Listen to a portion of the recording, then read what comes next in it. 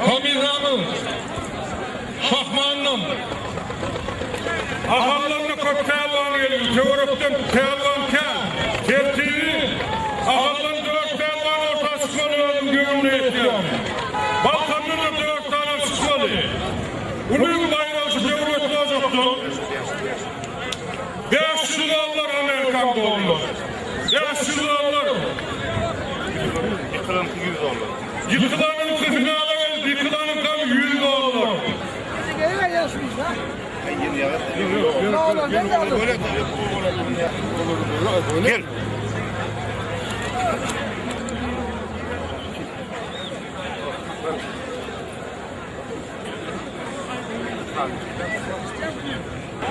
Mehmet Pehlivan Aşkabat'tan,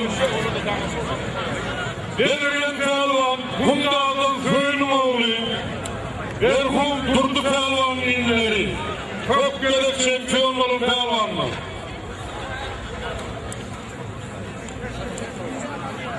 Tamiz elemadı Bayram Elli Pehlivan, Erdullah, Hıdır Hoca, Kaka Pehlivan, Kömek Pehlivan, maslahatlı çözmüyor. Ve şimdi maslahatıdır.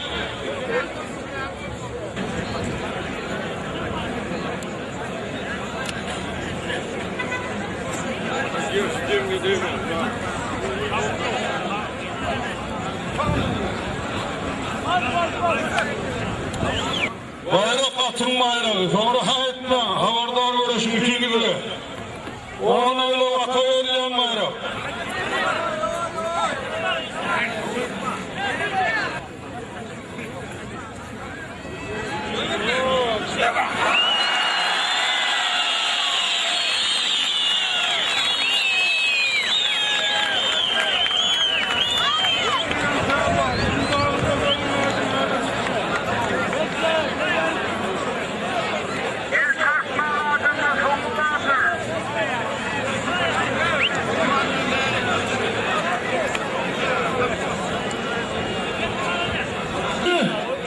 Soyunum oğlu baylardan Belirgen Pehlivan öğretmen oldu biri.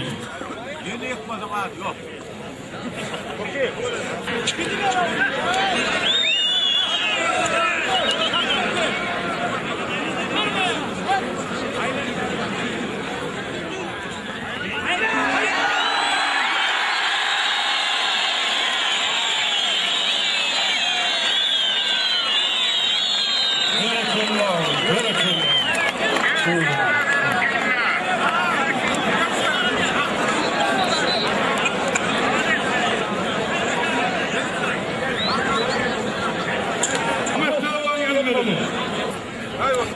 Abdurrahman Hacı, Görgünlü Çasım Pehlivan, Avudon uğraşım, bundan şerefinin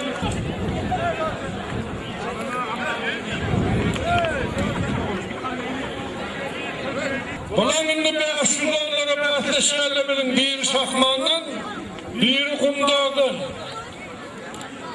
İki de bir atımız.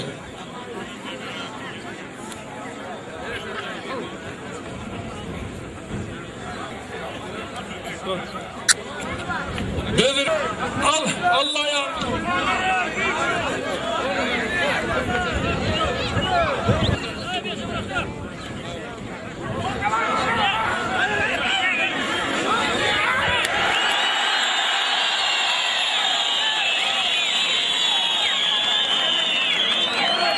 Nuri gel, yuvaş bırakmalım. Gelin bayramını alın, iki günde. Ahmet, gelin oğlum. Adam onlarla tanrı bakalım.